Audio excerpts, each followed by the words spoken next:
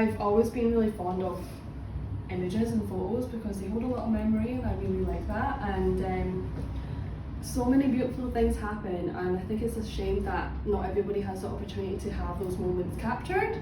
So I got my first camera given to me by a friend. She wasn't using the camera anymore, and I thought, oh, I'd love to take photography as a hobby, and that was in high school.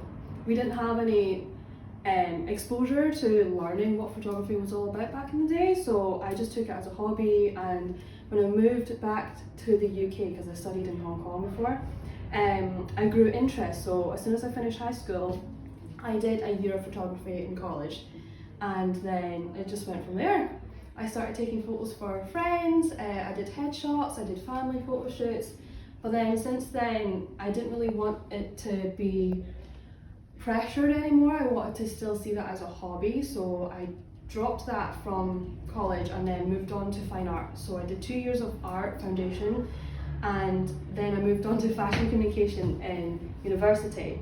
I used to work in hospitality, then I started doing retail, and then I got into content creation with Urban Outfitters because I knew that loads of different stores had their own Instagram account, and I thought, we don't have one yet, so I asked if I could start one and help the business grow digitally with the use of social media. So I started to take content for the products that we sold in store, and then I just built like a really strong interest in doing so, like product photography and product capture.